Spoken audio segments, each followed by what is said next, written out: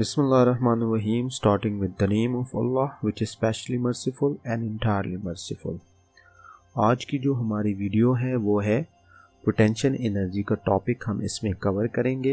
ये है chapter number 6 और 9th क्लास की फिज़िक्स है। तो चलते हैं, आगाज़ करते हैं अपने वीडियो का।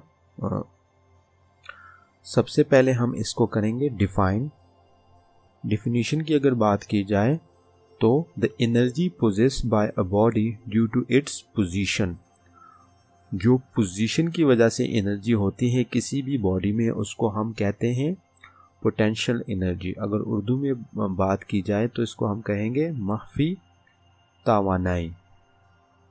उर्दू में अगर इसको डिफाइन करूँ तो इसका मतलब बनता है किसी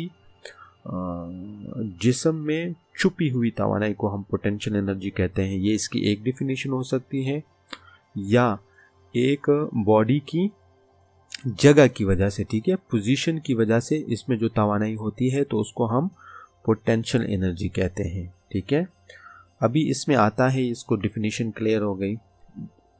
सेकंड इसमें जो टॉपिक आता है वो है ग्रेविटेशनल पोटेंशियल एनर्जी।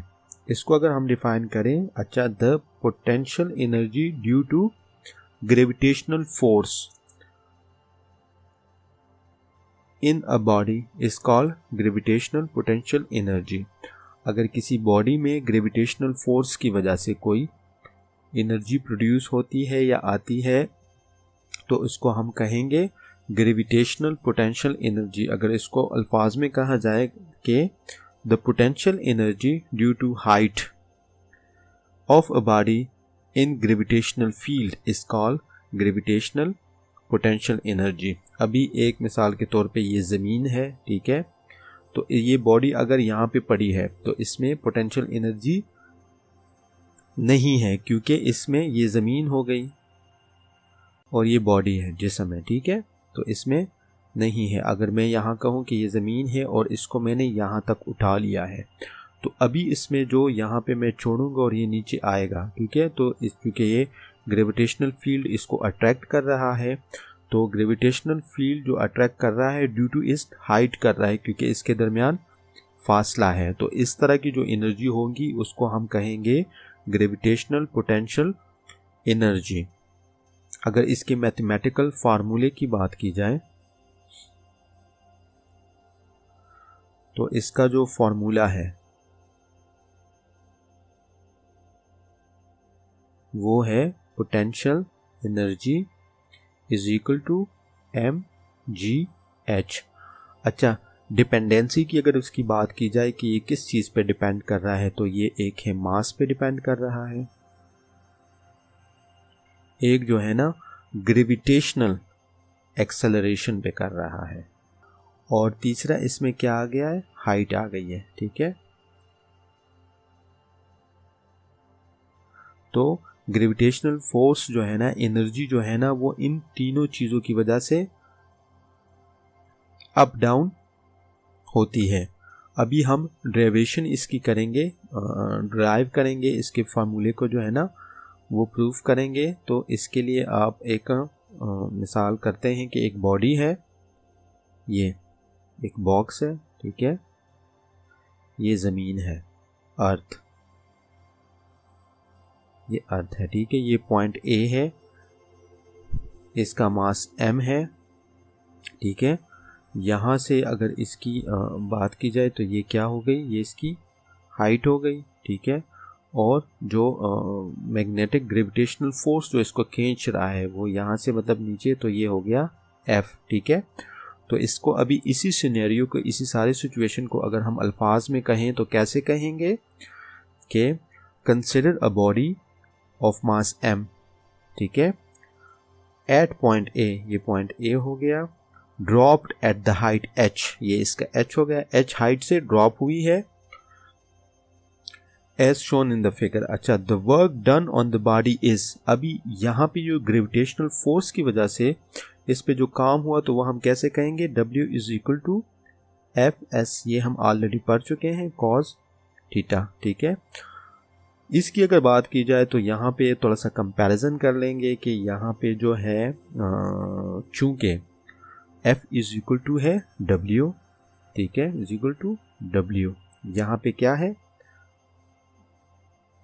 वेट की वजह से इस पे आया है ना फोर्स, ये वेट की वजह से इसने किया, तो F is equal to W हो गया।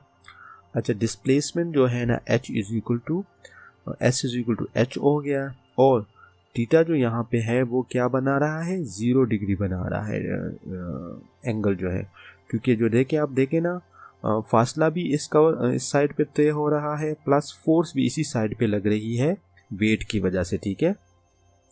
तो अब हम इसमें जब वैल्यू पुट करेंगे तो ये क्या बनेगा, W is equal to H W cos, ठीक है। ये कुछ इस तरह का आपके सामने आ जाएगा। आप इसको रिवर्स में भी इस तरह लिख सकते हैं कि WH, ठीक है, और cos 0 है, ठीक है। तो यहाँ पे चूंकि cos 0 की वैल्यू क्या आती है, 1 आती है, तो जब हम इसमें पुट करेंगे ये, तो ये हो जाएगा W is equal to WH। अभी अगर मैं आपको कहूँ कि वेट जो W है वो किसके बराबर है, ये वाला, इसको मैं कहूँ W is equal to mg, तो इसकी वैल्यू जब मैं इसमें पुट करता हूँ तो ये क्या हो जाएगा, WmG, ठीक है। और चूंकि ये वर्क किस वजह से हुआ है, पोटेंशियल एनर्जी की वजह से हुआ है, this work done on the body appears as a gravitational force, ठीक है। तो इसको हम इस तरह लिख सकते हैं कि P.E is equal to mgh। तो ये आपकी जो है ना पोटेंशियल एनर्जी की डिफिनीशन भी क्लियर हो गई, साथ में जो इसकी इक्वेशन की ड्राइवेशन है वो भी कंप्लीट हो गई, ठीक है। यहाँ पे एक पॉइंट और नोट करने वाली है कि this equation shows that if height increase, ये इक्वेशन क्या शो कर रही है, अगर आप इसकी हाइट बढ़ाते हैं तो क्या होगा, if height increase potential energy will increase, ठीक है। तो उम्मीद करता हूँ आपका जो टॉपिक है वो समझ आ चुका होगा। अगर आपको मज़ीद कुछ इसके बारे में पूछना है तो आप हमसे कमेंट्स बॉक्स में भी पूछ सकते हैं, जीमेल भी कर सकते हैं हमें, प्लस आप व्हाट्सएप पे भी पूछ सकते हैं। Thank you for watching my video. अल्लाह हाफिज़।